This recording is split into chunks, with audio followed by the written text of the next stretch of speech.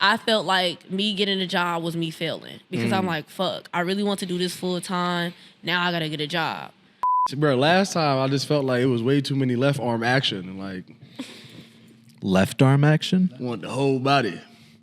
I just feel like certain angles. Everybody got an angle to them that make them look good.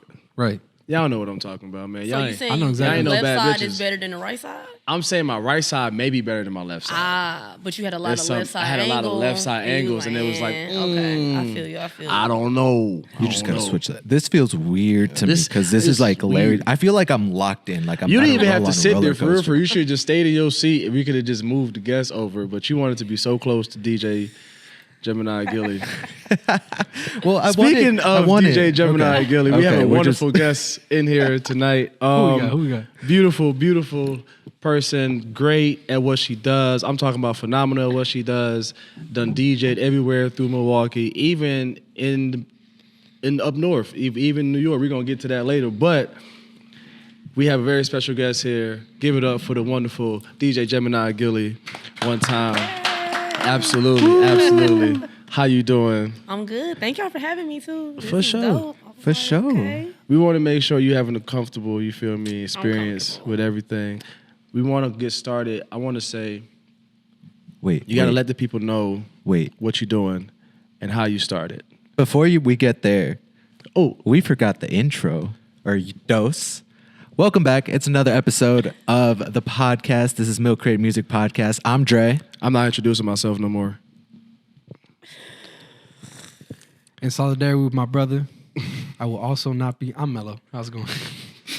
And with that being said, it is just us today. Sadly, we couldn't have another person that you guys are used to He busy, on the man. podcast He busy. today. He doing his thing. Getting work done. Getting work done. That's and we have the lovely guest. So, Dose, take it away. Question for DJ Gemini Gilly. Can you let the people know who you are, how you started? Got it. My name is DJ Gemini Gilly. Oh my God, how did I start this crazy career? I've been DJing like for real for 4 years now. 4 years as of December. God, I went to UW-Madison for grad school. Okay. Shout out to UW-Madison. On Wisconsin. I'm a Badger. I unfortunately did not have the best experience. I feel like, which is kind of funny, I'm going to say.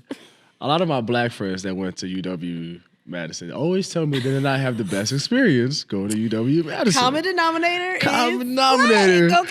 There's not too many niggas out there. So, hey, man, if you want to go to a school, if you black, don't be scared to go to Badgers, go to Wisconsin so we can have some people we can talk to. You know what I mean? Man, like, I went to UW Whitewater for undergrad, right? You would think I would say, like, oh, I hated Whitewater. Like, wait, no. UW Whitewater? Whitewater was more fun? Whitewater was more fun than Madison? Yes. I had a great experience at Whitewater. My advisors there were really good. My teachers there were really good, very supportive. Like, every program that I was a part of, like, full 100% support. At Madison, they was like, oh, girl, you here? Like, oh, well, you just another nigga. No, I'm playing. They like, figure that shit out. I'm like, oh, my God. So I went there for grad school. I only had to do 1 year of grad school. Y'all, I got my master's degree in 9 months. I was only at UW-Madison. No. What? No. Yeah. I didn't say that. She said that was a baby. It was a pregnancy. 9 months. I didn't say that for that. I said it because I had a horrible 9 months. I only went there for 9 months, and it was like the worst time of my entire life. Literally. Damn. Like, take the class back. Take the class back. I'm just so confused. So you got your master's degree in 9 months? Yes. I got a master's degree in 9 months. So typically...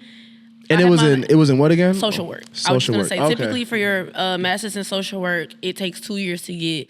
But I got my bachelor's in social work as well. And my GPA of my core social work classes was a 4.0. So I waived out of an entire year of grad school. Damn. So, that's crazy. That's still fire though. Man, even if you had a bad year now, if it take 2 years and you did it in 9 months, that's great. I did 2 years at UW-Madison. But I like that. This the thing, like, I really feel like I didn't have a good experience because I just didn't have that support from the school, I went through a lot of racism. Like it was crazy. Like after my first semester, it was just so bad. My grades were like great. I graduated magna cum laude, which is like one of the highest. Period. That's insane. Right? Period. Right? We got Like, a black queen. really, We got a black queen in this man. God damn. We just graduated 9 months. Cum laude. This the thing, like my academic side, amazing. I was doing everything I was supposed to be doing, staying on top of everything. But mentally, like I was about to drop out after my first semester, right? Like you got 9 months. I'm dropping out after 4 months. Like I was about to be done because it was becoming way too much. And I think DJing and the 2 or 3 friends that I did have in grad school really saved me and kept me on track of like, hey, you need to finish this. You need to do this. Your friends was black? It was your black my friends were black. Shay, you need some black friends. And they were the only other black people in the program. Yeah. So it was a very small group of us. But yeah, I found DJing as an outlet. I was in one of my classes, seminar class. It was a 3-hour-long class that started at 9 o'clock in the morning. I'm like, oh, hell no. Yeah. That helped you a lot though. That like DJing. Oh yeah, much? absolutely. Yeah, not like the class. I was gonna say not the class. Not the class. But I was in my seminar class, social work seminar or whatever, and I was scrolling on my computer, like kind of not listening a little bit, and I seen an article that Complex posted about women DJs, and I was like, oh, let me click on it. All of my friends in high school always said, like, man, you should be a DJ. I could see you being a DJ. I'm like, blowing it off, whatever. Ha, ha, ha, I'm finna go to school. That means the Oscar was going crazy with the whip. That means her car game crazy. That's what it is. So I'm like, okay, like, let me try this. I went to Guitar Center after the seminar class, got my first little DJ controller, and this was right before winter break. I spent my entire winter break teaching myself how to DJ. Like YouTubing, like just putting my hands on the platter, trying to figure out what to do. So that's fire, basically like how I got into it, and I just never looked back. Once I started learning how to like actually blend the songs together, because what's crazy is like as a kid, you know, now looking back, I call it DJ brain now.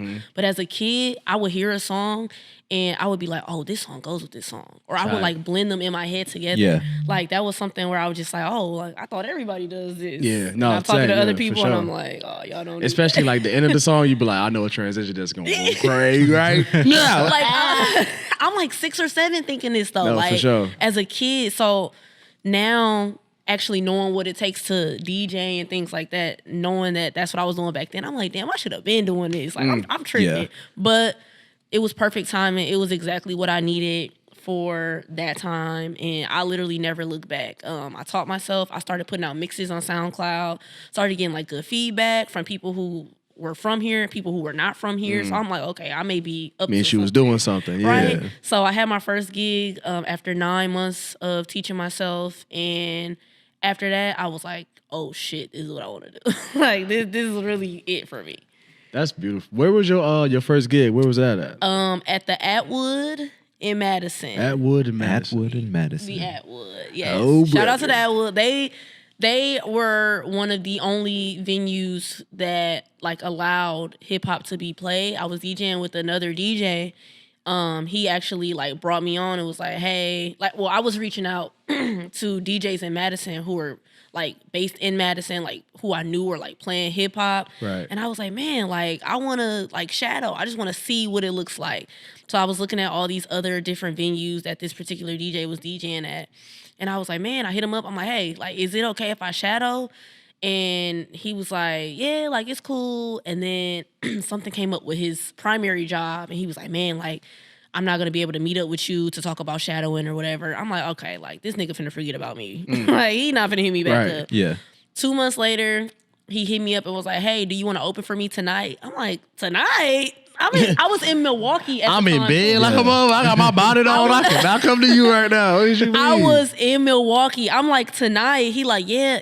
It was like 5 hours before I was supposed to go on. From here to where I lived in Madison, which was like the far west side, it was like an hour and a half drive. So I really like only had like a couple hours to really prep. Oh, but I rushed it. I was like, yeah, I could do it. And I was like, oh my God, I'm about to do this. I love that. It was a crazy moment, but when I got up there and like started DJing, I was nervous. Like I was shaking. I remember thinking, like, oh my God, like I'm so nervous. Yeah. I had never DJed in front of anybody before. It had always just been at home in my bedroom in my headphones, putting out mixes, but like nobody gets to see me like actually recording, right? Element, doing your thing. Yeah. So it was different, but afterwards, like people were vibing, people were dancing. Afterwards, I was like, I remember saying out loud, like, this is really what I want to do. I went home, I created my website, I started making like little business cards. They was shitty at the time, now that I'm looking back. But I mean, it was something. You was young as hell making business cards. Like, I was business cards is for old people. Like I was just like, I was just thinking like if somebody wants to book me for something, like, period. Like, no, it's definitely good. It's definitely still good to have business cards for sure. I think that's how I crack started. Jokes on it. Like, no, you good. Because I had business cards growing up too. Like I'm a dancer. I'm like, you want a business card? I can fuck your shit up. There you go. Like, call me up. I'll do a little candy. You know what I mean? No, that's wonderful though. Like in the space of DJing, it's very male dominant. Does that pressure you? Is that like a lot of pressure for you? It's not a lot of pressure, but I will say that I feel like people look at my abilities different. Okay. So I feel like sometimes people who have never heard me DJ and just say, oh, like this is a female DJ. Oh, they booking her because she a girl. Right. Which is like, what? Nah, but you cold though. That's the thing. Like, and that's the thing. Like, that's why I don't even pay attention to that stuff because I'm like, hey, like my skills are gonna speak for themselves. Like either you're gonna like it or you not. But it's not gonna be, oh, I like it just because she's a woman. You know what I'm saying? Or I feel like sometimes people are like, oh, I'm getting certain opportunities because I'm a woman. And it's like, no, because like a lot of the male DJs out here, they are like everywhere. Yeah. It took me and they got everywhere like that. Where like for me, like I had to really work my way up to doing everything that I'm doing now, and it took a long time. So. Absolutely. When did you start getting into like clubs, like DJing in clubs and stuff like that? My first like club bar gig was Poorman's in 2020. Shout out Poorman's. Shout out Poorman's, right? Like shout out Poorman's. Shout out Poorman's. I'm not gonna lie, Poorman's like the people that work there, the owner, everybody, like they are family for sure. I still like credit Ben, the owner. He gave me my first opportunity to have like all my people come out and just really come see me in my element, Because before then, like I was in Madison. Ain't nobody coming to Madison to come see me DJ. They're like, nah. But they will come to a place on Water Street to come and see me DJ. And I'm like, okay. He gave me an opportunity. He hit me up. I DJ'd there on a Saturday night. He hit me up on like a Wednesday because a DJ flaked. And he was like, hey, I had messaged him prior, like, hey, I'm a DJ. I'm trying to like, DJ here. Yeah. He like, whatever. Okay, cool. Like, I'll keep you in mind type of thing. He really kept me in mind for real. That's and love though. Hit me That's up. real. I DJ'd on a Saturday night before a big ass fight. They just did a remake. Deontay Wilder. Oh, it was a boxing fight. Deontay Wilder and Tyson Fury. Yes, the first time they fought, I DJ right before it, like during that. Oh, it was lit. It was crazy. It was at capacity. Like my dad was trying to come. I'm like, I can't come get you from the door. I love Poorman's, but Poorman's ain't that big to be packed like that. Okay, I love Poorman's. I ain't gonna lie. That motherfucker, you be like, hey, excuse me. Oh, facts. Bathroom be right here, but I'm just trying to get to the bathroom, gang. I ain't gonna hold you. I'm just. So this was 2020. 2020, right before the pandemic. It was before February. The pandemic. It was February of 2020. At the end, Ben texted me and was like, man, like, everybody said they enjoyed themselves. Like, you, like, rocked it. Yeah. You've earned a residency. You can DJ here once a month. Oh, so you got that, like, right away. I was like, that's insane. The next time I was supposed to DJ at Poorman's, the fucking world shut down. Yep. I had only DJed there one time.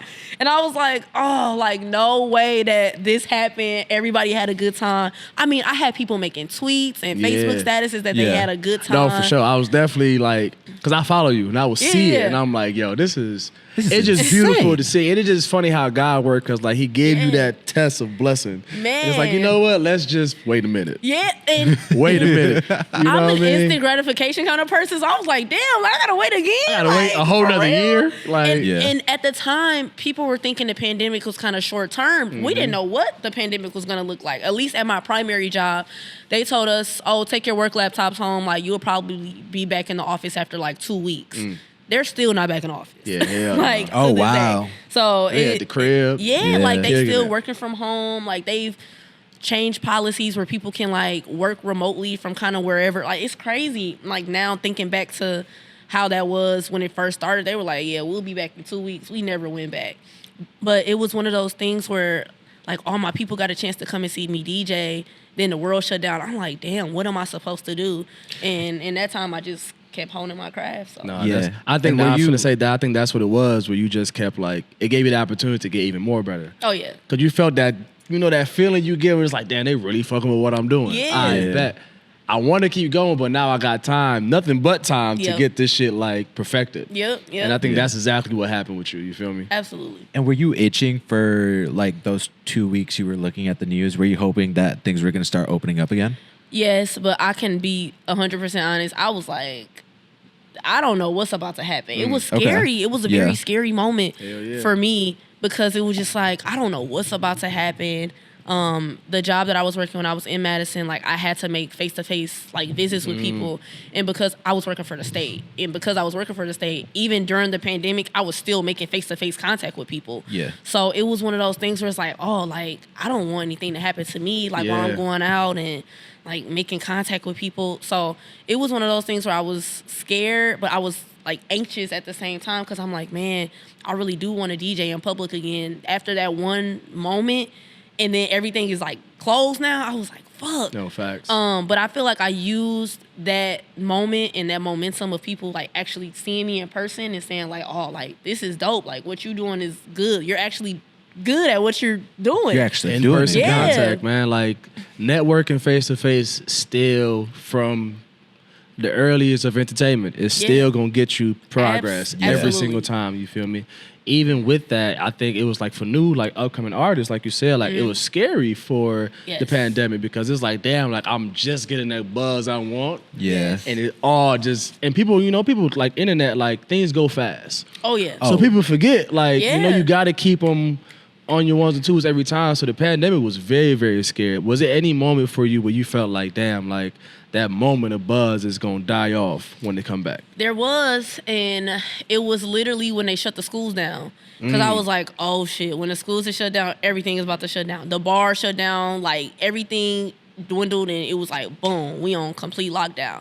But I took that time, and I was like, okay, what can I do? Like, what can I literally do to continue to keep this momentum going while everybody is still worried about a pandemic, right?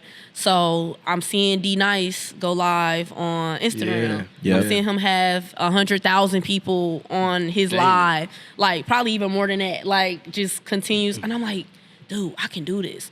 I went back to Guitar Center and I purchased hella shit to like help me with actually like streaming now. So I'm on Facebook saying like, hey, I'm gonna be doing R&B only, like during this time. Oh, I'm gonna be just live streaming me DJing. People were tuning in. People were sharing it. Then Facebook was on that bullshit and started pulling like copyright stuff. Yeah. You can't play Boosie Badass on my fucking Facebook. The hell wrong with you? So you were primarily streaming on Facebook? Facebook and Instagram, but Instagram had kind of like strict, like Instagram will kick you off right away. Instantly, for sure. Facebook would at least give you a warning like, hey, we see that you're playing copyrighted music, like figure this out. So I was like looking for different loopholes. I'm like playing songs faster and like at a higher pitch or slower and at a lower pitch. And it was okay, but it was my full-time job was like tiring me out where I was just like, dude, I can't keep up with doing both of these at the same time. So I stopped streaming as much and started like putting out mixes, or like at that time people had started doing a lot of the social justice marches. A lot of things. Yeah, that was around like George Floyd and stuff like that. So I was coming home and DJing some of those things. I DJ'd the Black is Beautiful first Black is Beautiful the bike ride. The bike ride. You did. I didn't DJ the bike ride, but I DJ'd the after party. And shout out DJ Drip Sweat because I was not even supposed to be on the bill, y'all. Like that was I count that as like my, okay, I'm here. Like that. This is my I'm here moment. That was my first time. That you crazy. That was my first time actually hearing about you. Really? Because we did the bike girls. Yes, Me and Mondo, yes, we in okay. there. We on top of the whip doing the most. And when we went to the whole, everything was over with. Yep. And we went there and went to the park. And I'm like, yo, like, who is this? Like, she's going, every song was like, I haven't heard this song in a minute. This shit a vibe. Like, it was one of those things where I just related to you real crazy. Like, that is crazy because I wasn't even supposed to be DJing. Driftwood had 2 hours. wow. And they hit me up and was like, hey, like, do you want to do like this other hour? I don't know if they were just giving me an opportunity or I don't know if they just couldn't do the other hour, but they hit me up and said it and I was like, all right, I'm gonna do it. Period. And I was like, after I finished, I remember just being so like filled with joy because I was like, man, this is the time like people can really get to like know who I am and really see me because at the time I was still living in Madison. I moved back to Milwaukee in September of 2020 and this was going on in June. So man, that's beautiful. crazy. Yeah. Very crazy. It just like opportunities just come your way. Have you like, you never been, it seems like you never been scared to take down opportunity. Yeah. Is it moments where I know DJs, they be having like schools or like weddings or like kid parties? Is this some where you're just like, nah, that ain't gonna fit my criteria, so I ain't gonna go to that? I stopped doing private events. And when I say private, I mean like birthday parties, baby showers, even weddings. Like a lot of DJs love getting weddings because like it's hella money in weddings. Yeah. But it's draining. You there for the whole damn time. You there for the whole day. You don't even eat. You there for the reception. You there for everything. Oh wait, I eat at the weddings I be doing. No, for sure. They make me a plate, but it to me. I better make me a plate. I'm gonna play everything you told me not to play. I love people's like special days, but it's so long and it takes so much time to prep for somebody's special day. The last thing I want to do is go to somebody's wedding and play shit that I want to hear that they don't want to hear. Facts. So it's a lot of prep that goes into it. So I don't do those anymore. Right now I'm just sticking to like bar club, any corporate event that I can do. I love doing corporate stuff, DJing for the Bucks, like just really big things that I think like align with what my like career goals are. So. And going back, so your first gig ever was in Madison. Yep. Did you already know people here, or how did you start connecting to the music scene in Milwaukee? Social media, for Social sure. media? I was seeing a lot of like because I wasn't even going out. Yeah. I was 21, but like I wasn't going out. I was like in the house all the time. And now looking back, like, girl, you can't be doing that and being a DJ. Like, I should have been out here.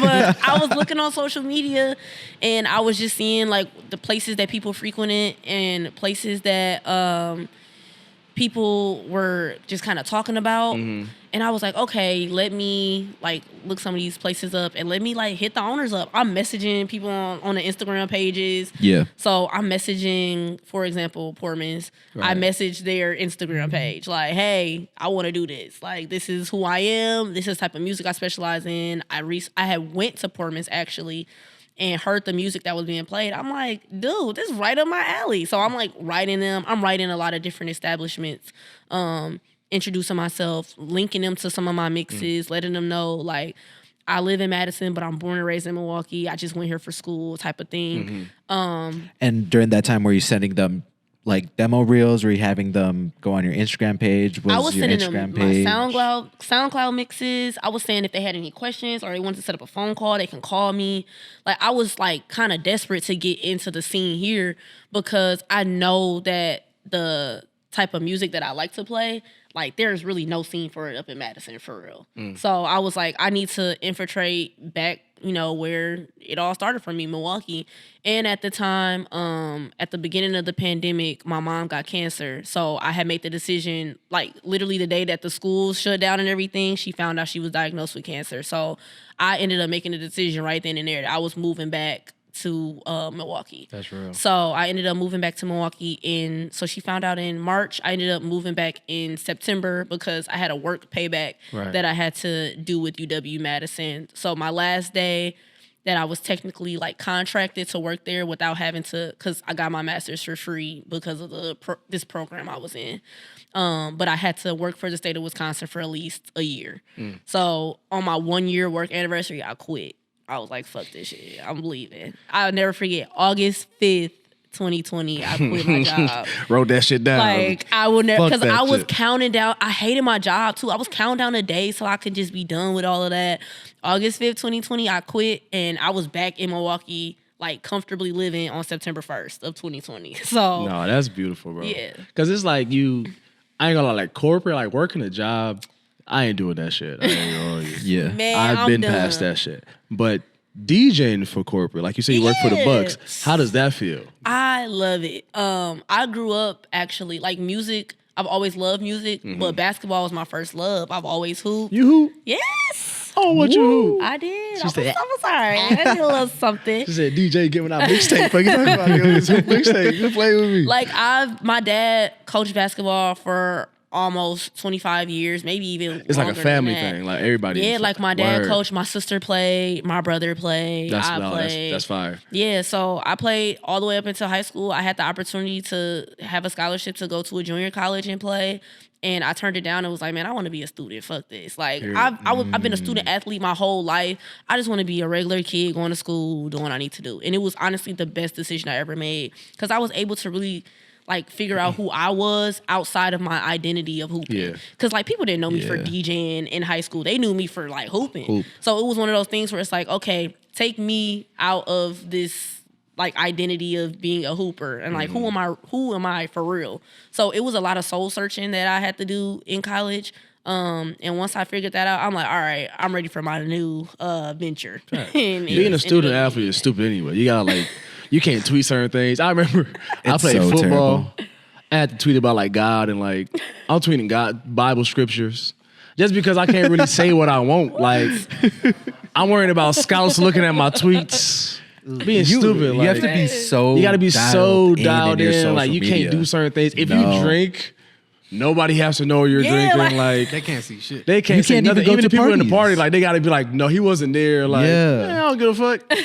Yeah, We a all lot of ended up at the crib anyway. You feel me? Like, and it's all I went good. to King for high school, so like being a student athlete at King is totally different in my personal experience than any other high school. It's like they ran that shit like, hey, like this is boot camp for real. We got Yeah. 6 a.m. practice. Like Yeah, after that, you got to go to man. school for the whole day. We got a game on Saturday. We got practices, even if it's not school. Like we may sneak in like a little workout or whatever. So it was the real deal. So it was really me being a student athlete, but heavy emphasis on the athlete for real. Because we were like a top team. I was on a team that went upstate in 2012. Like it was wild. Like I enjoyed my time of being an athlete, but like doing it in college, hell no. I was like, no. It's so draining. All the student athletes I fucking know draining. were waking up at 5 a.m., going to their first practice in the morning and Every like day. training. You get a workout. First of all, it's a gym Yeah. workout. You lifting at 5 a.m. Yeah. Then it's practice. Then it's school day. Yeah. Then it's practice. Then it's film work. So you don't even get home till like 6:37. No, for real. Like your coach see you more than your parents do. Like Yeah. that's how crazy it be. You know what I mean? There was times where, like, especially during daylight savings times, where I'm going to school, it's dark as hell outside. Yeah, I'm yeah. leaving school, it's dark as hell It's outside. I'm 4:50. You be like, damn, God damn. I gotta drive home in the dark and it's snowing too. Oh. And you that's it. still got to do homework. Yeah. Oh Still my gotta do God. homework. That's exactly how King was, though. Like how you were saying film, practice. Like we were doing all of that. We were watching film after practice. And then after that, like we may like powwow, have a talk about some stuff that's going on. And then we get dismissed. But like at that time, it's like 5:30. And it's like I still got to go early, yeah. home. I got to shower. I got to eat. By that time, it's like, what, 7 I just want o'clock? to watch Like, Ed, and Eddie when I like, get I home. just wanna chill. I want to get home and watch Curse County Dog, but no, I got a project I got to do. I got a fucking homework assignment I got to do. Every day I had math homework. I got Not a paper one day I gotta didn't have write. math Like, homework. it was nuts. Then in the summer times, I played AAU basketball as well. So like that's summer ball, spring ball, like that was all taken. I'm like, damn, I want to Oh, be wow. a kid for real. You got Yeah. you got no time for that. It- You got no time for to be no kid. like seriously. Yeah, no, we got to go hoop. Tell your It's time to go friends, to the come on, it's gym. time to go. We finna hoop. I can vividly remember, like, my friend asked me, like, oh, like, can you come over? It's in the summertime. Like, I haven't seen you in a while. Can you come over for the weekend? I'm like, man, I got to ask my parents. Like, I asked my dad. I'm like, hey, like, such and such said, like, can I come over? She ain't seen me in a while. He like, hey, man, we got a tournament this weekend. I'm like, damn. I'm like, That's girl, a no. I ain't going to see you till the first day Hey, of school. Sarah, I just want to let you know my dad said no. Sorry, I gotta next go time. hoop. I think, though, like, even being an athlete in high school and college or whatever, the transition as far as discipline, does Yes. that make an effect in you as DJing today? Absolutely. I definitely feel like it does. I am very, at least now, I would say, I'm very meticulous with scheduling. And I feel like that was very big when I was a student athlete. Like, I had to know, okay, on this day and this day I got games. I know I got practice every day. Like, I have to, like, my time management was not good back then, but because it wasn't good, I learned from those mistakes. And now I'm just like, okay, like, I keep a strict calendar. On Wednesdays, I dedicate to just self-care and handling business stuff. So, Very like, in the important. mornings, I'll, like, respond to emails or, like, schedule emails to send out throughout the week. And then, like, for the rest of the day, I'm chilling, and that's my self-care. So, yeah, I would say the discipline definitely carried over into now. Even I remember, like, just communicating with college coaches via email, or, like, during recruitment time and stuff. Like, those skills taught me, like, oh, this is how you communicate with people who are, like, in corporate or, like, doing Facts. these types of things. So now when I'm emailing different clients and stuff, like, they like, oh, like, this on point. Like, I got everything bullet pointed out and hi, thank you for reaching out. Like, I know how to do those things. So Real businesswoman out here. yeah, I'm trying. No, I like that. What's let's keep it on DJing then. You know, this is Milk Crate Music. What's one of your favorite songs that's on your, like, in your crate, in your bag? Whenever you play that song, you know, even you gonna have a good time with it. Like,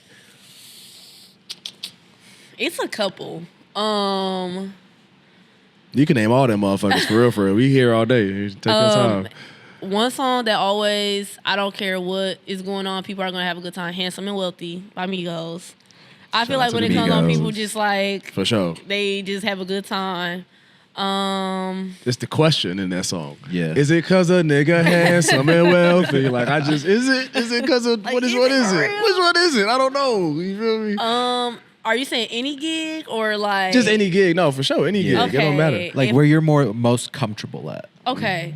I love my bar gigs. Like, those Word. are fun because people are just really there to turn up and listen to good music. It's real personal Like, at it's real bars. personal. Yeah, anything you're playing is what people follow. And that's what people are there for. Like, the DJ. If the music is ass, people still gonna drink, but they're gonna leave right Facts. after. Yeah. But if the music is good, they're gonna drink, they're gonna stay, they're gonna get a hookah, they're gonna make friends, like, find people, reconnect with people, all of that. It's building that vibe for people. Yes, absolutely. I'm also saying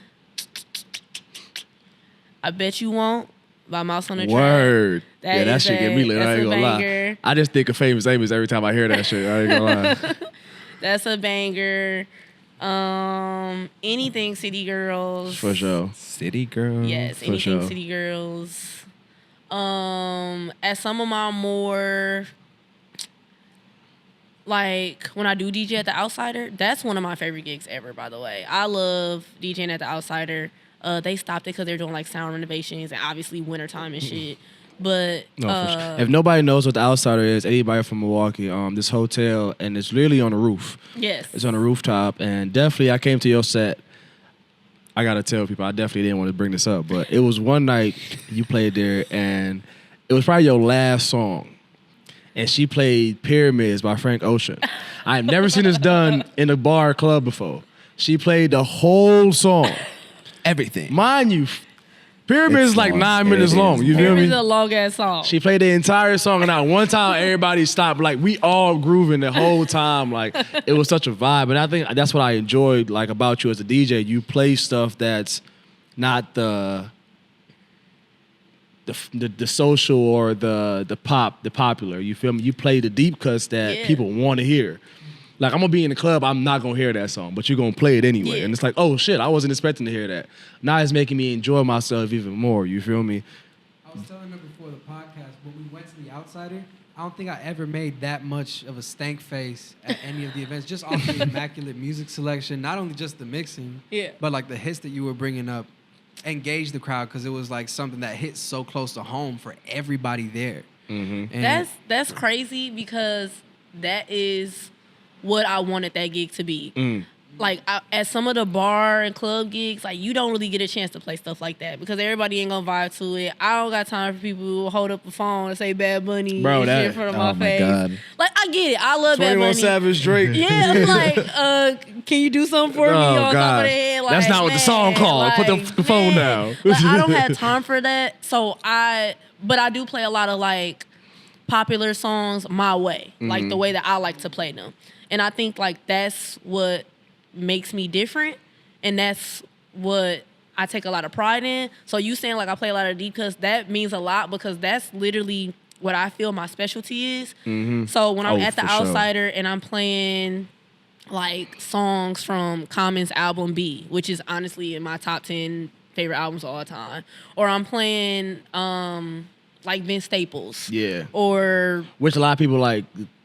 People just don't know, you feel me? Yeah. Or they don't hear Vince Staples in the club, in the bar. Right. It's like, definitely not. You bring people home, you feel me? There's a lot of times where I only hear those music when I'm at the crib. Yes. Or if I'm in the whip. Like, you put people in that mindset where it's like, damn, like, all right, wherever she at, I'm trying to kick it at because, you know, it makes it comfortable for me to come and have some fun, you know? And I fucks with that. I ain't gonna lie. I take a lot of pride in making sure every space that I DJ in is a safe space. Like, that's something I take a lot of pride in. I want anybody to be able to come and be like, oh, we had a good time because DJ Gemini Gilly was DJing. Or like, oh, like she made sure like I was safe. Whether it's like me just, and that means like every place I'm DJing at is like having security. That means every place that I'm DJing at is like, even if they don't have security, I'm making sure that they're secure. For sure. Or they can feel comfortable coming up to me to say, hey, like this is going on. And I'm contacting whoever, like, hey, get this person out or make sure this person is safe. So that's like physical safety, but also just like making sure everybody's having a good time. So, the emotional support, like music would drive that. Absolutely, yes. Have there been any situations where there wasn't security and you felt uncomfortable being there? Not at any like public gig. At a private gig before, I had like a very weird like encounter. But I was able to tell the person, like, hey, like, this person just being weird as hell. And they kind of handled it because it was, like, one of their family members. But at any of my public gigs, bars, clubs, like, anything I'm doing at, like, no studios or, like, the Outsider, like, nothing. So I take a lot of pride in that, too. No incidents, 0 incidents under DJ Gemini Gilly. So. No physical anything happening on DJ. Going on, at least that I know of. So yeah, that's one thing. That's one of those things people don't understand, or new people who are going out, is that this is the nightlife and anything really can happen. Literally. And it's good that you stay vigilant because it is, come have a good time with me, but I'm also here to build an environment for all of us to have a good time. And as a woman, I just think like I'm just naturally just nervous of things happening. Like I can remember my first time. Niggas weird. Yeah, I can remember 100%. my first time like going out by myself, like just going out like, oh, I'm finna catch a vibe, just going out. I was like by yourself? Yeah, you're not meeting up with anybody? No, I'm just going out. I'm vibing by myself. Why the hell? Go ahead. Listen, this is like my first time. This was actually summer of 2021. I went to R&B night at He was Rebel. like, it's COVID. I'm in this bitch free. I went to R&B night. Obviously, I know Brandis, but like he's DJing, like he can't. We got to get him on here too. We got to bring him on. We got to talk to him about a lot of them shows. We got to talk to him about. Shout out to Mr. New York, out man. to my brother, Mr. New York, for sure. But I was there.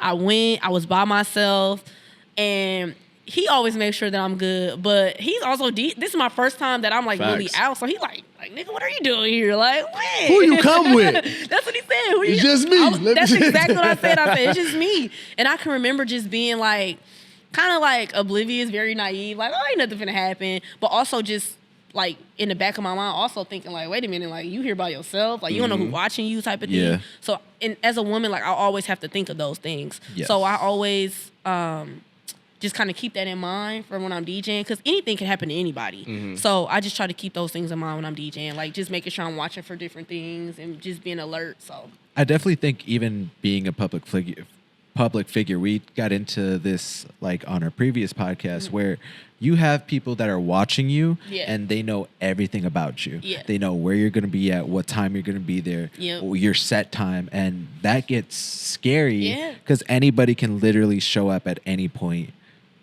of the whole night. And that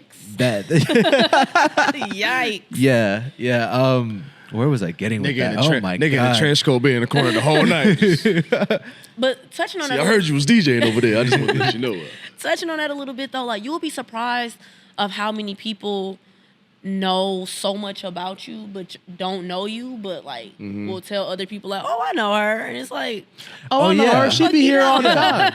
We have people you don't do that know me all like, the time. I know who that is. They just name drop. Yeah, and I'm not rude, so like I'm like, oh, like hey, I remember you. Like I probably sometimes don't, but like it's one of those things where people will say like, oh, I know her, and it's like, no, you know what I like will post, and I'm only comfortable sharing what I'm comfortable sharing. There's a lot of things that people may know about me, but there's a shit ton of things that people don't know about for sure. me. Yeah. So it's like one of those things where I have to be cognizant of that as well, and even like referring to myself as like a public figure or like my partner, he always weird, like my partner always tells me like, man, like you need to realize like people really be knowing who you are. You need to be cognizant of that. And I just feel like I'm just so stuck in the mindset of like, oh, I'm still just this like beginner DJ like out here, and he be like, no, like not at you all. not finna do that. You not a beginner at all. We saw you took a trip to New York that we want to talk about. I did. We do want to talk about this. On this trip, you had posted on your social media, it was a big flyer promotion of you at the Madison, like right down at Times Square, and we were trying to figure out. Like, I texted Dre, I was like, "Yo, do you see this?" Yeah, we talked about it. Like, yo, like you crazy. must be you went doing something if you get that on. How did that come about? Let's how that happen? Well, let's hop into it because I love New York so much. Like, Have you been there often? So this is the thing. Before 2021, I hadn't traveled since I was 16, which was at least almost 10 years. I bet that plane felt weird, didn't it? Right, I was like, oh, what's going on? Like, I forgot, like, your ears pop when you take off and when you land. I'm like, oh, my God. The little bump at the end when the plane hops back. Turbulence. I'm like, oh, my God.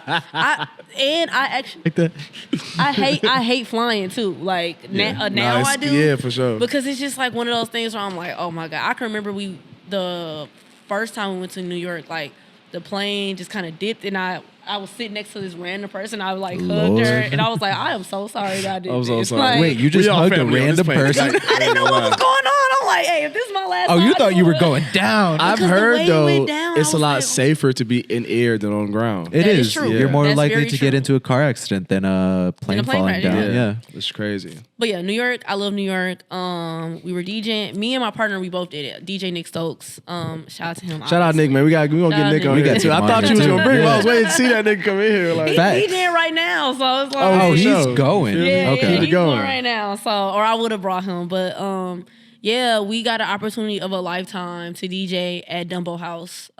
If you ever heard of SOHO House, it's one of their houses that's actually in Brooklyn, which is actually Dumbo, but it's in Brooklyn. But literally the craziest thing ever. I was so nervous. I'm like, first I'm excited because I'm like, what the fuck? Like, SOHO House. I hear about SOHO House when I hear about all the celebrities and they all in there, yeah, like they're They going to all the going SOHO houses there. in like California and all these places. I had actually went to the SOHO House. Me and Nick actually went to the SOHO House in Chicago before we even got this opportunity to go see an artist named Fabo perform. He did like a private show at different SOHO houses. like Barbara. No. Tat it up.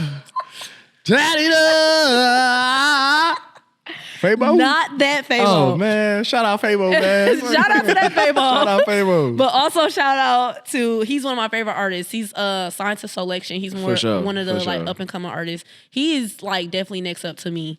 But he held a lot of private SOHO House shows. He did like a SOHO House tour, and it was like invite only. You had to like RSVP. So we went and had that like, oh my God, like we're at SOHO House. And that was cool. And then when we got the opportunity to DJ, I was like, oh shit, like we're actually about to DJ at a SOHO House. Like that's crazy. So that was my first time being to New York since I was a kid. I only went once and I was 11. So I like remember bits and pieces of it, but nothing too special or spectacular. But New York was such a vibe. It was crazy to see people really enjoying our music and enjoying the way we were DJing and just the vibe we set in New York, being from Wisconsin, right? Did you play some Milwaukee music in New York? I want to say we played Big Money. Yeah. Big Money usually slide everywhere. I may need to check my history. That jump is just big money. You know, it usually slide everywhere. It's crazy though because like being from like Milwaukee, you know, it's certain songs that we play that like everybody will turn up to. Any Boosie song, any Webby song in a bar or club, you're gonna get good feedback, right? So I'm like, man, fuck it, we gonna try it out here. Like, and it was turned. And I was like, they were feeling it. Like, they'll get more turned than being out here than being, you feel me, going somewhere new. And Dumbo House is one of those spots where it's kind of like chill. Like people be there, like they'll have a good time. I'm talking about they was on top of the couches. Period. Like they was on top of the chairs. They were twerking. They was like taking it was nuts. It was one of the most surreal experiences I've ever had. That's a vibe. And it really showed me how much music like is so influential everywhere. Like I'm in New York DJing and people are going nuts. And then I'm in Milwaukee DJing and people are going nuts. Like it's just one of those things where I was like, wow, like I cannot believe that this is happening. But it also showed me like what I can do. It was one of those things where I had never really DJed outside of Wisconsin. I DJed in Chicago once for a private brunch event, and that was lit. But DJing in New York, like the mecca of hip hop, like I'm heavily influenced by 90s and early 2000s New York, East Coast music as a whole. My brother, I have an older brother who's 13 years older than me. He's a huge Bad Boy fan. He was back in the day, like everything Bad Boy he had. Lil C's album, Lil Kim album, Puff couldn't tell me nothing about Mace, I ain't gonna lie. Can't tell him nothing about Mace. Harlem World, everything. Facts. He had all of that. And I grew up listening to that. So I'm like heavily influenced by like all this East Coast music that I'm hearing. And to actually be in New York and be just kind of maneuvering and then ending my trip by DJing, I'm like, oh my God, I'm in heaven. It was crazy. Yeah. That's lovely. So we went to see the Billboard the day before we performed. So I remember I was thinking like, man, I don't want to tell nobody like we got the Billboard yet. I just want to post it. So we got dressed for the day. I'm picking like, okay, what outfit do I want to be in front of the Billboard? They told us it was going to cycle like for like 10 minutes. It was going to cycle or 13 times or something like that. I think it equated to like 5 or 10 minutes, whatever. Wow. We took the subway down there and we were like, initially we started taking Ubers and I was like, hold on, like you gotta get that experience. I'm like, no, first we need that experience. Driving sucks. The drives suck and like the prices out there are outrageous. Insane. I remember I went to New York, a bottle of water was $10. A bottle of what was $10? I believe it. A bottle of water. That's was stand by New York standards, bro. What? Take this fucking water back from me. I believe New York is like so expensive. Like for no reason. Like everything there is just so expensive. But it was fun. I had a time of my life. It was a good time. What'd you say? I missed it. I was about to spit out $2. Expensive.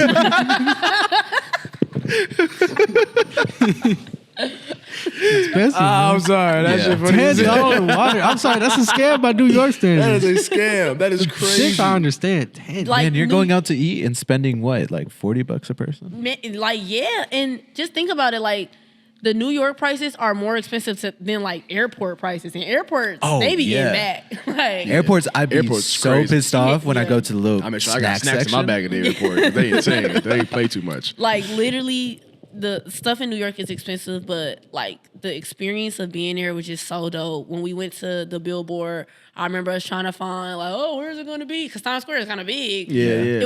We went the same weekend that Renaissance came out, that Beyonce dropped Renaissance. They had like a Renaissance party like a block up in Times Square. So like you hear Renaissance playing. I'm just watching all these people just like walk by.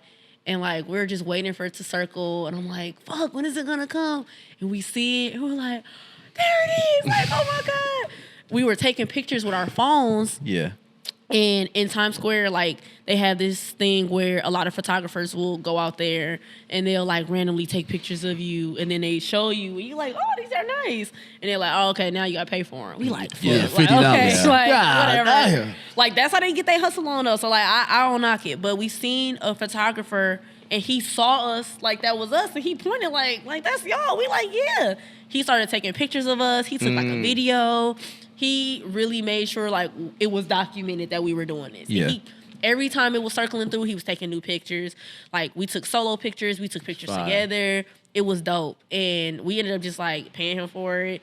And he was like, "Man, like just give me like 20," and we got like 50 to 75 pictures. You got everything. Yeah, he got everything. So it was dope, and it was crazy because I was still working at my traditional job, and I'm thinking like, dude, I'm on a fucking billboard at Times Square, and I gotta go to work on Tuesday. Like, come on now, that's the wildest thing. I'm like, I gotta go to work on Tuesday. I come back to work, people are asking me like, oh, how was your trip? Like, I'm like, oh yeah, it was like, cool. girl, look at this. Like, what are you talking about? I'm like, it was like a magazine. I was actually really cool with some of my coworkers at my last job, like really cool, and they follow me on social media and they saw it. And I was like downplaying it because I'm like, whatever. Like, eventually I'm going to like leave the job. I loved my job. Don't get me wrong, I loved it. But eventually I knew it was something greater that I wanted to do, which was DJing. And I was like, oh, like, New York was cool. It was cool DJing out there. And one of my coworkers was like, hold on, you're not going to show us on this billboard? And I was like, sure. And it was crazy because like our work culture was just so tight knit because we were a smaller company. I was working for a startup, and the CEO was like, "Oh, like you were on a billboard?" I'm like, "Yeah." So why the fuck am I here today? Like, I need to. It put in perspective for me. Like, okay, I need to really think big. I need to dream big, and I need to like be big for real. Yeah. So I needed to step into like everything that was happening for me. And I feel like at that moment, I started to like devise the exit plan. I started saving up a shit ton of money, and I was like, "Hey, I'm about to do this. I gotta jump off the porch. I gotta take the big leap." And you gotta let God know you're serious about your dreams every once in a while. That's one of like the key like advice I've gotten from like people around me. Just like at some point, you're gonna have to let go of what you gotta do to really just take that chance on yourself and really just trust yourself. And you did that, and Are you satisfied, or do you think that it's an ever-long cycle of DJing for you, or just music in general? Do you feel like this is ever going to stop for you? I would say I am very satisfied. Like, I feel like I have so much time now, whether it's time for me to like just invest in myself, time for me to take care of myself, or just time for me to do absolutely nothing. Like, because some days I don't be feeling like doing nothing. I'm like, hey, I'm not doing anything today. But I have time to say that because I know, like, I don't work that long and I work only on a couple days or, like, So I would say I'm very satisfied with that. I want this shit to be forever. Like, I feel like music is never going to stop coming out, and music is never going to go out of style. People, to my knowledge, I mean, like, technology moves so fast, but there is, like, literally nothing like having a real DJ, like, put their hands on a platter and, like, create a vibe and really, like, mixing songs together. Like, you got software that'll mix a song together for you, but it's nothing like really, like, having a DJ, like, just be present. Is it a lost art, scratching for DJs? Is that, like, something DJs still do? I feel like DJs still scratch. To me, personally, though, like, I don't feel like I gotta do all of that to, like, I know how to scratch, but I personally don't feel like to be a DJ, you have to know how to scratch. Like, I know some DJs, they be like, hey, man, if you ain't got no turntables, if you ain't, them niggas be 37 years old trying to tell you what to do. If you ain't got no crates, if you ain't got no vinyls in the crate, like, you really ain't no DJ. You just, like, no, I'm a fucking DJ. Yeah, nigga, Slick Rick not a rapper no more, nigga. Anybody finna do this shit. I'm still a DJ, even though I don't know how to like take the vinyl out and put it on the thing. Like, I'm still a DJ. I'm still out here doing this, and like, nobody's gonna sit here and downplay my craft because I didn't do it your way. Fucking you know? right. Yeah. Because I feel like, I mean, you can, what's the saying? You can skin a potato like 3-4 different ways or whatever the fuck. Either way, still. You know what's crazy? That is probably not a saying. My mom used to say that though. So maybe she made skin a that potato up. 3 different ways. If you skin a potato, you'll get fries. All right. Mashed potatoes, fried potatoes. Fuck around, get a baked potato. It don't matter. The purpose of her saying that was basically letting me know, like you can, like, you don't have to do something the way somebody else did it. You can do it your way and still like get to this point. Still No, succeed. for sure. Yeah, so like I wholeheartedly believe that with DJing. Like, I don't feel like everybody got to know how to scratch. Everybody got to know how to bring a song back. However you do it, do it. However you like do your craft, do it. If people are having a good time and enjoying themselves, you doing your job and you doing what you're supposed to be doing. So I would never knock anybody for not like starting from the bottom and like with the crates. Like, no, like if you want to start on a controller, start on a controller. Like, man, leave them crates alone, man. If you're still doing crates, come It's on. a First of different all, I'm time. not carrying that shit anyway. But you gotta So- carry your crate inside with speakers. Yeah, What like- with that though, like real life, what advice you got for like upcoming DJs, female DJs, just DJs in general? What upcoming like advice do you have for them? I would definitely say knowing that it's a journey. Like, I always tell people, it's so much joy in the journey. Like, don't take any shortcuts. And when I say don't take any shortcuts, like, don't ask another DJ, hey, let me get your whole library. Yeah. Because A, I'm going to tell you no. But B, on top of that, if I were to give you my whole library, right, you're not going to know what like tags I have or what like notes I may have.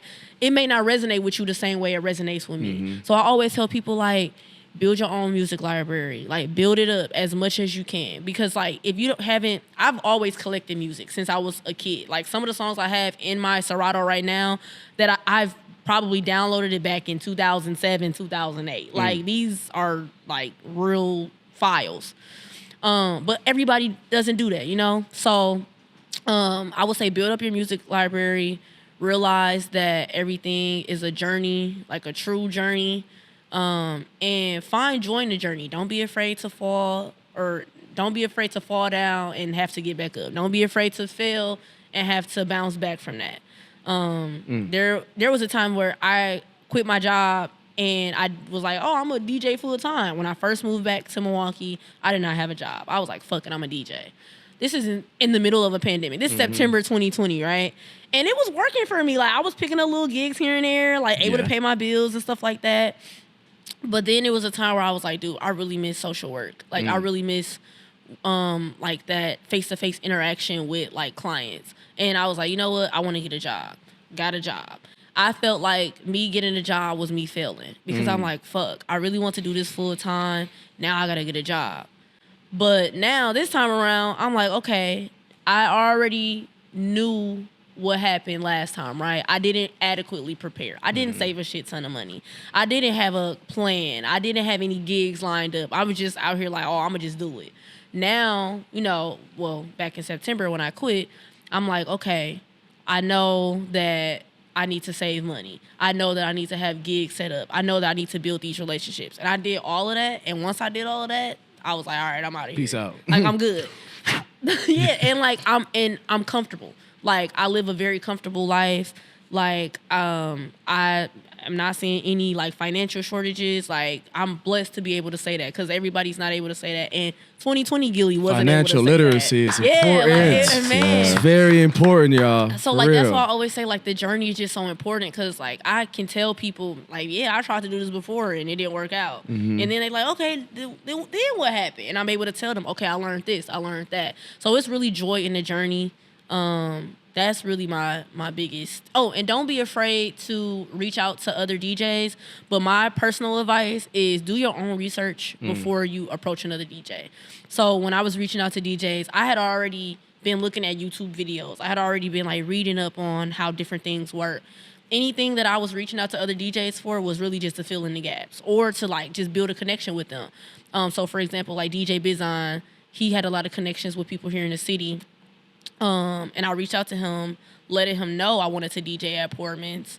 Because I mean, I hadn't been going out at all. So Portman's was all I knew at the time because I went there for my friend's birthday and I was like, oh, I like this type of like vibe that they're setting. And I knew that he had DJed there before. I reached out to Bizon and was like, hey, like, I know that you've DJed here before. You've connected other people to DJ here before. Like, is there any connection that you can make? He made the connection for me, and like the rest is literally history. Yeah. But just being able to like already have like, so when I came to him, I'm like, hey, I got mixes already. I have all of this stuff in line already. All I need from you is like to make the connection. He like, oh, like that's it? Like all you need is a connection? Like that's all I need is a connection. And he did make that happen for me. Yeah. So I appreciate everybody who like was a part of my journey as well. DJ Bizon, Brandis, anybody. So no, shouts out to everybody, man. Shouts out to everybody for sure. I think. Go ahead. One last question is: during that journey, did you ever feel like you wanted to quit? Was there a challenge that was so difficult you almost wanted to give it all up? I would say around the time that I started saying I wanted to go back into the workforce, I was like, man, I should just like literally get this up. Like this is not making any sense. But I had to sit back and think like, we're in the middle of a pandemic. There's nothing that's really open. Patience. Yeah, I had to be really patient. And again, I'm an instant gratification type of person. So I'm one of those people where it's just like, okay, I want to do this. Like, let me just do it. Like, like it needs to happen now. But because of the pandemic, like it couldn't happen. And that sucked. And I was like, dude, I just need to just stop doing this. And I think what really pushed me to just be like, I got to keep going is the feedback that I kept seeing from people. I would go back sometimes and like read messages from people saying like, man, like this is so good, or like keep going. Once everything opens back up, we want to book you for this and that. And I was like, you know what? I can't give up. I can't stop doing this because ain't shit open and I ain't getting no gigs. Facts. Like I just have to still work on what my craft is. I still need to hone my skills, build my library. Like I still need to work on the little things. And I think the pandemic, it sucked, but it allowed me to kind of get things a little more in order. So staying persistent with it. You feel me? And that's one of those things that you can't really plan. Like no one had a pandemic planned. Nobody had. Like no one had a backup plan. Like with us, like we was like on the verge of like really doing really, really good. Yeah. The pandemic didn't start. It's just like. Yep. And it's like you got to build that back up. You got to build that back up. Yeah. The momentum dies down. For sure. When we were gone for a year and a half almost without anything, and then we came back. We back outside. He said, "Oh, say less." But back outside. Yeah, I think during that time as well, for me, it showed me the passion I had. And once things started opening up, I realized I missed this. Yeah. I'm gonna turn this into my life. No, for sure. And it sounded like you took that time to reflect on yourself. You got better, as we all did. And then we hit the floor running. First opportunity that came, we took it. And we just kept on going from there. And there's times I bet you're super exhausted, but you keep on going. When I was balancing, I was working a full-time job and DJing. So what I was saying then is like, oh, I have a full-time job and I'm a full-time DJ. Because I really was. Like, DJing doesn't stop just because you don't have a gig. Right. Like, you still have to download music. You still have to respond to emails. Like, do the little stuff, the meticulous things. I do everything on my own. So it was really a challenge. Like, okay, I got to respond to emails. I don't have anybody to respond to them. Yeah. I have to take a phone call. I don't have anybody to be like, hey, can you take this phone call real quick while I'm, So I'm doing everything by myself. And at that time, I was like, man, something has to give. I was exhausted. Yeah. I was doing a Thursday night gig every Thursday and having to get up for work on Friday for a 9 a.m. meeting. And I was like, fuck, I cannot. I'm not getting home. To like 2, 3. I'm not getting home to like 3:15 sometimes. Man. And like, I have to go to sleep. First of all, after I DJ, I feel like some DJs get really tired. My adrenaline is still rushing after I DJ. No, I'm like, sure. Man, like that's how I live. You get like, I can't go to sleep. Yeah. You in the bed looking at the ceiling. Or I'm just like, or I'm looking back at footage from the night or something, and by the time I look, like I'm like, fuck, it's 5:30. Like I gotta get up in a couple hours. Let me take a nap. I know. You go to sleep, I gotta take a nap. And then it's like the grind just doesn't stop. Like it was one of those things where I was like, I'm exhausted, but I'm like, something has to give, and I'm like, fuck this job. I want to DJ. Period. Like, and absolutely. Turning DJing into my career is one of the best decisions that I've ever made. It's amazing. I've built so many great connections with people.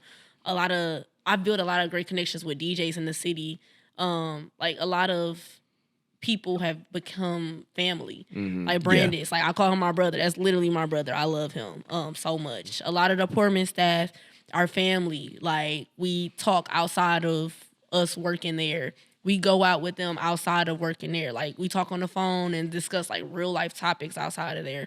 My boyfriend is a DJ. Like it's crazy. Like a lot of these people have really become like family to me. So it's a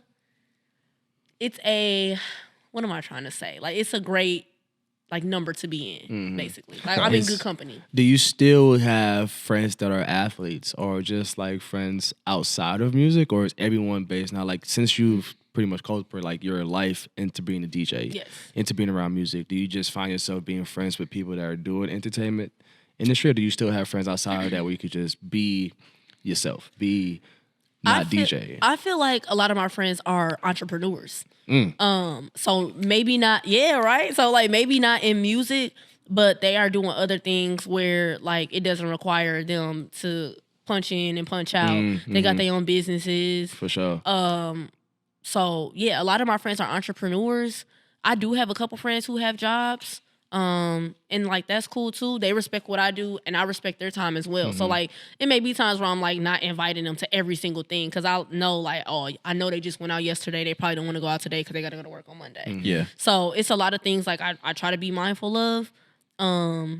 And it's a lot of things I try to be mindful of, like, talking about, because everybody doesn't get to have as much time, right? No, for sure. So, like, sometimes I don't like to brag, like, man, I ain't got shit to do tomorrow. Cause they I'm like, kicking it all week. Man, I'm not doing nothing. I'm going to watch movies all like, because they like, damn, I got to go to work. So, it's a lot of things I try to be mindful about talking about, too. But it doesn't change. Me being a full-time DJ now has not changed any of the relationships that I've had with family, friends, like, nobody. So, I'm appreciative of that. That's real, man. Yeah, that's very real. Who's one of some of your favorite DJs from the city, or just in general? Just some of your people you look up to, people you listen to. Brandis, obviously. Shout out, Mr. New York. My dog. For sure. I've seen just his versatility is just nuts. No, that man's tough. Like he can play a lot of different types of gigs, and I appreciate that. Like it's an art form, really. So I appreciate him. Bizon, I appreciate how he can cultivate like a vibe based on his own audience. Like he got people who are like true fans of his. Like he'll be like, hey, I'm finna be here, and guess what? All his people gonna be there. Facts. Like I appreciate that. Mondo, the way y'all be doing the shows, that's nuts to me. I was just literally telling somebody how y'all did a pop-up show. I don't know if it was for Thanksgiving. Am I tripping? Yeah, I think you may be right. Pop-up show? It was like a very like last minute. It was a Halloween show. It was right after the G Herbo show. I think that, yeah. Okay, that is what I'm talking about. Yes. And it's one of those things where y'all can be like, oh, like, we gonna be here. Yeah. Everybody's gonna come, and it's gonna be a long ass line. And on top of that, like, y'all have cultivated this like community within each other where it's like, hey, Mondo ain't gonna be there, but hey, Light Skin Larry finna be here. Facts. Like, Light Skin Larry gonna be here, Doe's gonna be here. Facts. Like, it's nice because it gives people a chance to have other endeavors, but like the grind don't stop for y'all as like a team. Absolutely. So like I appreciate that. You gonna make Mondo smile with that shit. He gonna love hearing Mondo, that. for sure. Also, I mean, my boyfriend, obviously I'm biased because like I love him so much. That's my man or whatever. My man. No, but honestly, like seeing his growth like as a DJ for real, Like he taught himself how to DJ. What people don't know, he taught himself how to DJ back in 2017. Word. People always come to us like, oh, like, did you teach how to DJ? Or did you teach him how to DJ? I was going to ask you that. Really? So I was like, did you teach him that? Like, who started first? Oh, it's crazy. Like, he taught himself how to DJ back in 2017. He was living out of town, and that was something he picked up. And he was just living out of town. So it's like, it's hard to get gigs when you don't really know nobody for real. And then we ended up we've always been friends. We've been friends since high school. We went to high school together. But we ended up like kind of rekindling our friendship for real, and being like, oh, like, let's date. Like, we gonna date. That's magical. So, I love that. I love that. That's and this is before I even, like, I knew he was, like, getting into DJing, but I didn't know how, like, serious he was. I mean, at the time. And then we would go out, and he would be like, man, like, if I was up there, I would do this.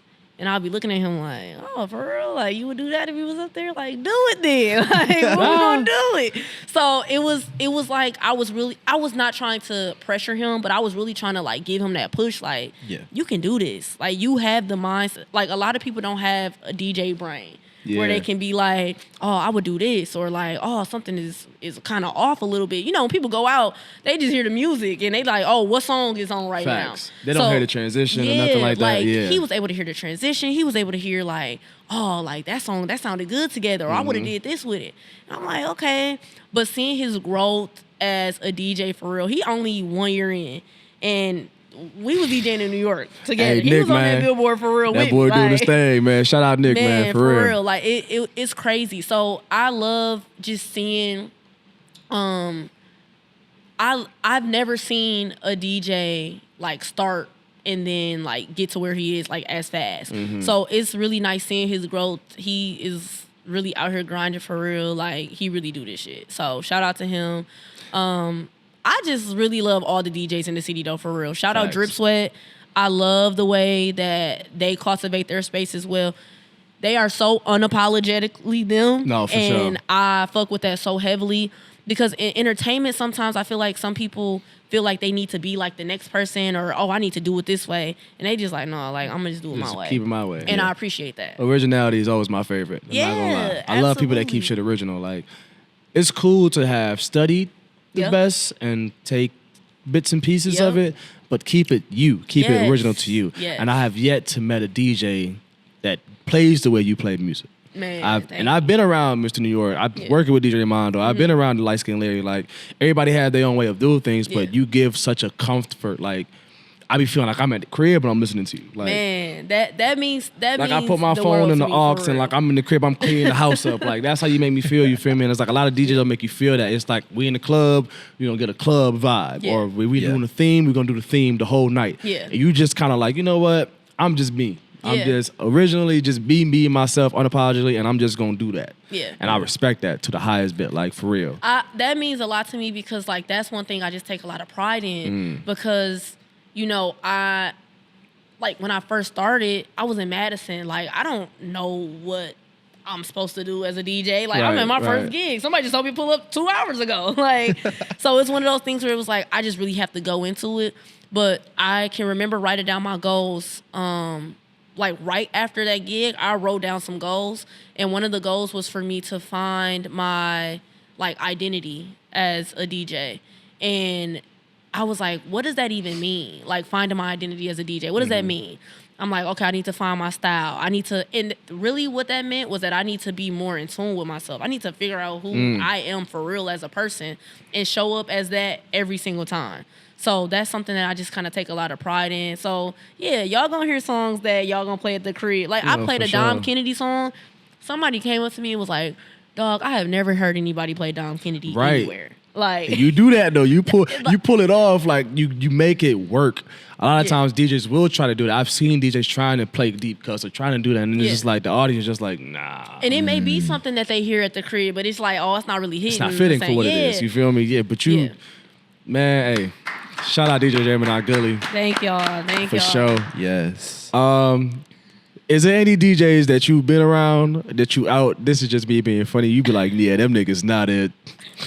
I'm not gonna say. You ain't gotta say no names. You ain't gotta say nobody's name. We ain't gonna get nobody name. Just let me know where to find them. But it's definitely some spots you be like, man, move, man. I'm never showing up here anymore. So I will put a disclaimer out and say, because I am a DJ and I've been in situations as a DJ, I know that there are some times where you just have an off night. I've had an off night and I own my shit and I just be like, hey, I had an off night. Facts. So there are some times I go out and I may hear DJs having an off night, but I don't. Girl, we gotta leave. Take your shot. We finna go. We finna go somewhere else. It's like I don't charge it to their heart. I don't be like, oh, they just did this, you know, they just bullshitting. Sometimes people really do just have an off night. So there's been times I've seen that, but I mean, like, I understand, like, that's what comes with the game. So, like, I have an off night. There hasn't been a DJ I've been around where I'm just like, oh, I'm around him constantly, or I'm around her constantly, and they ass. Like, no. Sure. But I can understand people having a bad night. I've had plenty of bad nights. Not my finest moments, but they happen. It happens. Yeah. It happens. Yeah. It happens. With that, I think it is time to bring Mello in. I think Mello has a couple questions for you that he don't ain't the camera on Mello? Does he have to come here, or can he stay? Oh, he can stay. Office of the camera on you, right? This is a comfortable spot. You got lights on you and everything. Bro, I got the back computer in front of me. Hispanic Blues Brain for real. I'm out here. You guys did great at like asking a lot of these questions, bro. So I have two main ones, and we can end it. Get to some quick ones. Yeah. Who are your main? Are we past time? We're not past time. We've been going for almost an hour and a half. Really? It didn't even feel like it. I'll tell you what, though. The GoPro died. So the GoPro died. You gotta come this way. I'll be right there. Come in. Vamos. What's up, everybody? What's happening, man? What's happening, guys? It's warm. Right during your time, your camera just died. Yeah, the camera just dead as soon as it got to me. It was like, it was like, hey, cut that shit off. Man, I don't want to hear you. All right, so who are your main influences? Not with like the DJ scene, but just music in general. Like, what would you say shaped that musical palette? Oh, man. Okay. So, again, my brother, heavy East Coast rap head connoisseur. I listened to hella Jay-Z growing up. Jay-Z is literally one of my favorite rappers. Best like, Jay-Z album? Shit. Best... I really like Blueprint. Yes. Yeah, that's what I'm talking about. Woo! Oh, my Right answer. Good answer. My favorites, though, like, I have favorite Jay-Z albums that may not be everybody's, like, favorite. Oh, for sure. Okay. But, like, I would say best Blueprint. But some of my favorites, Kingdom Come is one of my favorites. Yeah, I remember that vibe when he retired, came back. Yeah. Kingdom Come was a moment. Yeah. Like, I can remember the video, like, him being on the boats and shit. I'm like, oh, wow, this is dope. But Kingdom Come is definitely one of my favorites. American Gangster soundtrack. Well, which ended up being a soundtrack, but his album. Reasonable Doubt, for sure. Fire album. It came out the year I was born. I'm like, come on, like me being born at the same time, like a Jay-Z album. It's gotta like, happen. It was meant to be. It's meant to be. It's destiny. So yeah, Jay-Z, I was like very heavily influenced by him. But me being a kid and actually seeing somebody like rags to riches story, Kanye, I was a huge like Kanye fan. For sure. My social media handles forever and a day was Madam Yeezy. Like if you remember Madam Yeezy, I fuck with y'all because that was a time. And then after Madam Yeezy, before Madam Yeezy, it was Drive Slow Homie, which is a Kanye song. Yep. But Kanye, the way he was just... And Kanye is a Gemini, okay? Let me also tell y'all that. Period. Kanye's birthday is 2 days before mine, so I was just like, man, I feel like I resonated with him on a whole different level. Because, like, I also like to just do shit my way, for real. Like, I don't really like to do stuff any other person's way. I don't really like nobody telling me what to do. Look, this sounds really bad when I say it like this, but honestly, like, I really like building my own trail and just figuring it out. Ain't nothing wrong with that, though. I mean, it's really difficult to try to fit into the norm when you know you're not supposed to be there. Yes. You feel me? Like, my dad will always say, he would always get upset because I wouldn't do things his way sometimes. And he'd be like, you know what? You need to pull your own red wagon. I'm like, man, I'm finna pull this shit through the mud, through whatever. But yeah, Kanye, Jay-Z, Pharrell, huge Pharrell, huge NERD fan. NERD. Kid Cudi, I felt like I was listening to a lot of stuff and people was like, you kind of weird. Cause like it wasn't like mainstream. So I'm listening to like Kid Cudi mixtapes back in middle school. When I don't even know what was popular at the time. Sheesh. It was a lot of techno, R&B and stuff that was popular at that time. Lupe was big at that time. Wale was just coming out. Wale was definitely just coming out. Wale was pretty big at that time. I'm a huge Lupe fan too. Love Lupe. For sure. I saw him live at Summerfest in 2012. One of the best concerts I've ever been to. One of the best storytellers. Oh, most definitely. Gucci Mane. I'm putting mixtape Gucci on my influences. Gucci, man. Yeah, because like I mean, you can't especially in our era. Like we all grew up in that same age. Like you cannot just the way Gucci Mane was dropping music every day in their signal, every tape, like, and it was hits though. It wasn't just like him just dropping music. It was hits. It was such a vibe. He really barking on feel me? For real. Bringing in artists. Yeah. Brought Waka, OJ the Juice Man, Nicki Minaj. We don't talk about it. One of the first times I heard Nicki Minaj was on a Gucci record. Facts. Lil Wayne. Mixtape Wayne is literally the GOAT. Like literally. The greatest of all time. Honestly. Like no lies told. So like I listened to a little bit of everything. I was on Tyler the Creator like when he first came out. I was listening to The Weeknd and Childish Gambino. Like I was a Tumblr kid for sure. So I was like listening to a lot of stuff on Tumblr. So I feel like I have a very wide like music palette. My mom listened to a lot of gospel growing up when I was growing up. But my dad had this truck that had a six disc CD changer. So every time like a CD, if he would hear a song on the radio that he would like, I don't care if he only liked one song, he buying the CD.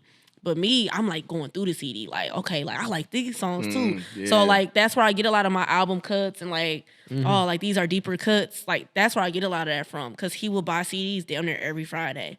When a Friday drops for like a thing at Best Buy and shit. Like you gotta go find a CD. But it's fire, man. Yeah. With the CD binders and stuff. Yes, he did. He did have a CD. He had a CD binder and he had something else. Binder about this big. Yeah, like he would just like be like, "Hey, go through and figure it out." I was making mixed CDs. Like I